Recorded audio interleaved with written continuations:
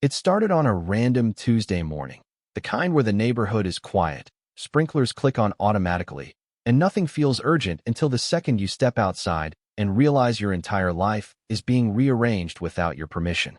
I stepped onto my porch with a travel mug in my hand, still half asleep, and I heard the sound of a car door slam. Not a neighbor's car, a police cruiser. Then I heard my son's voice, broken and sharp, calling a name like he was calling for oxygen. Ranger, Ranger. That's when my stomach dropped.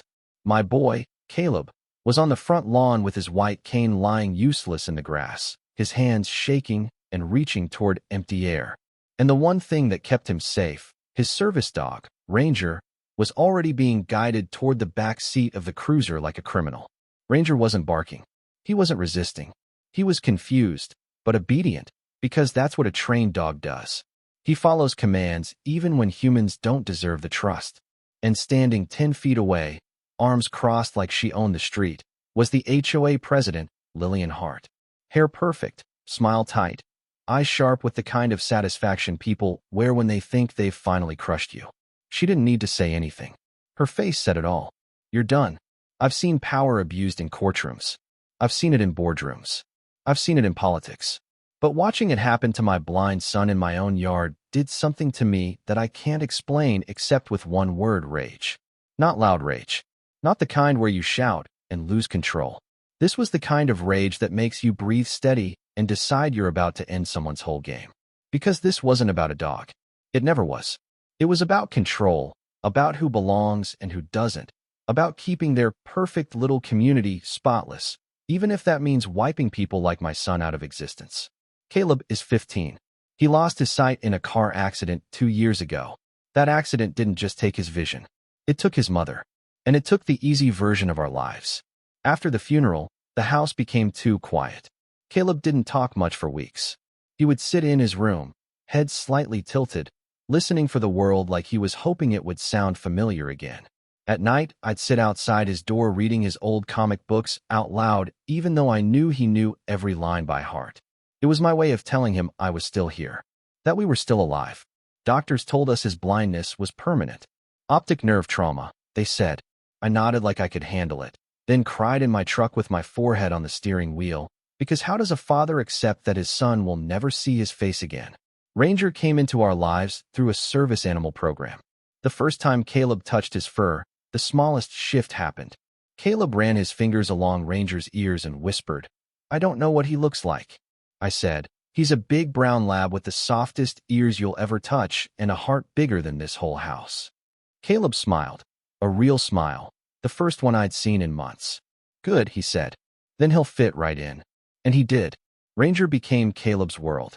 He guided him around furniture, stopped him at curbs, helped him count steps, helped him gain back pieces of independence he thought were gone forever. And when you watch your child rebuild himself from ashes, you start believing your job is to protect that spark at all costs. That's why I moved us to a new place. I wanted fresh air, safer streets, somewhere quiet where Caleb could practice living again. That's how we ended up in Maple Crest, a suburb so manicured it looked like it came with its own filter. The real estate agent called it a model community, like people were products on shelves.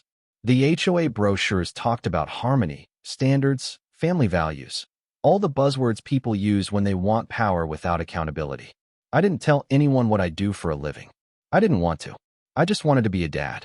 During the HOA onboarding, Lillian Hart greeted us with rehearsed warmth. She bent down slightly toward Caleb like he was fragile glass. "And this must be your son."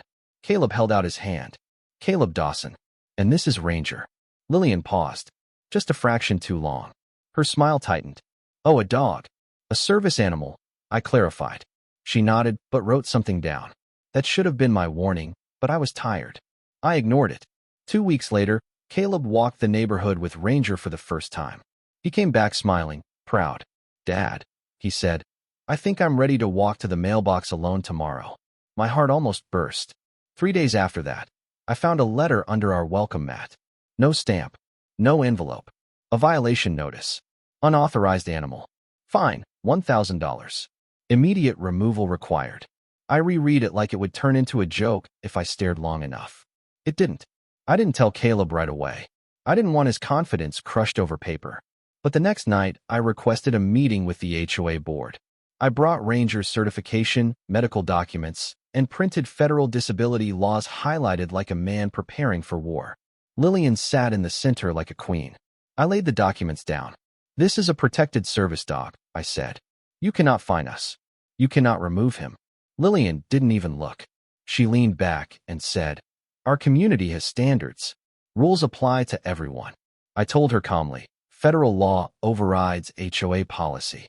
Her smile sharpened. "We've had people try to claim special status before."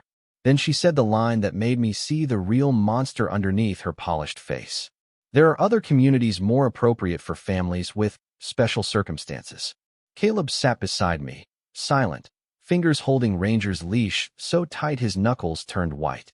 On the walk home, Caleb asked, "Why do they hate Ranger?" I told him the truth. They don't hate Ranger. They hate what he represents: difference. Proof that their perfect neighborhood isn't actually perfect. After that, things escalated fast. Another notice arrived with photos of Caleb walking with Ranger, circled in red like evidence. Attached note: residents feel uncomfortable with your son's condition being displayed in public. Displayed. Like my son was something shameful to look at. That's when I started documenting everything. Emails, dates, phone calls, all of it. The HOA installed cameras on street poles directly across from our home, calling it a security initiative. Funny how the only house being monitored was ours. Neighbors started filming Caleb when he walked. Caleb couldn't see it, but he could feel it. "People get quiet when I walk by," he whispered one evening. Then came anonymous animal control complaints claiming Ranger growled at children and lunged. Each officer apologized after meeting Ranger. One even said, "This dog is flawless. Somebody has a personal problem." But the visits shook Caleb. He stopped wanting to go outside. One rainy night, I found him on his bed crying into Ranger's fur, whispering, "They want us gone because of me." And that broke something in me. The HOA issued new emergency rules. Service dogs must be muzzled in common areas. Medical documentation updated monthly. Fines doubled. Soon they threatened a lien on our home. They were trying to legally choke us out. Then they scheduled an emergency HOA vote about dangerous animals at the exact time I had a major court hearing. They didn't even mail us the notice. A neighbor brought it over by accident. They wanted to pass it while I couldn't attend, then remove Ranger permanently. And then the call came. Caleb, crying. "Dad, they're here. Police. Animal control. Lillian says Ranger bit someone. They're taking him." I left everything. I grabbed my coat and drove like my heart was pulling the steering wheel. When I turned onto our street, it looked like a public execution. Neighbors gathered, filming. Caleb on the lawn, shaking, cane thrown aside, arms reaching into the air. Ranger halfway inside the cruiser, obedient but confused. Lillian standing there performing outrage like a politician. "The dog lunged at a child," she said loudly. "Safety comes first." She shoved a little boy forward to confirm it. The boy mumbled, The dog looked at me." That was the accusation. Ranger looked at him. Lillian snapped, "See? Emotional instability. This is why he can't be here." I stepped forward, voice calm, sharp. "Officer, what evidence do you have before removing a certified service animal?" The officer hesitated. "Complaint call. Following protocol." Lillian smirked. "Finally." That's when I stopped hiding. I pulled out my credentials and badge. "Officer," I said, "I'm Judge Mason Dawson, United States District Court." The entire street went silent like the world paused. Lillian's face drained of color. I continued, steady. "This is a protected service animal under federal law. Removing him without verified evidence is illegal. This is discrimination." The officer went pale. "Judge, I didn't know." "I'm sure you didn't," I said. "But you're going to fix it."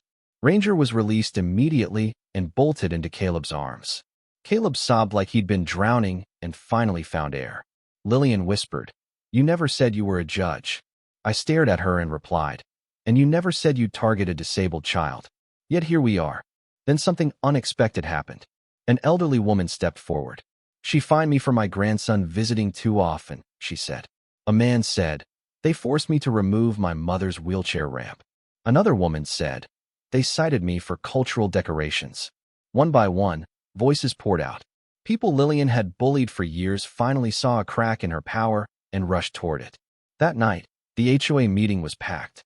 Lillian tried to dismiss everything as a misunderstanding, but the officer spoke up. Residents testified. Stories flowed. A vote was held, unanimous. The HOA board was dissolved. Funds frozen. A new resident committee formed. And for the first time since we moved in, the neighborhood felt like it was breathing.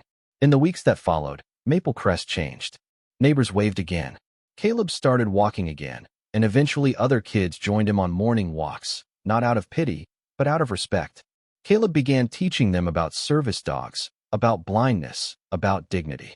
Ranger became a symbol of community, not controversy. Lillian faced lawsuits and investigations, and the ironic part is I didn't go after her for revenge. I went after her because my son deserved to belong. But here's the question that still haunts people. Should I have revealed who I was from day one and stopped it immediately? Or was it better that I stayed quiet long enough to expose the whole ugly system, so the community could see the truth and rebuild itself? That's what I want you to argue about. Because some people will say I used power to win, others will say I used power to protect. And the real point is this: if you see injustice and you stay silent, you become part of it. So tell me what you think. Was it justice, or was it privilege? And if you were standing on that lawn watching my blind son lose his service dog, what would you have done?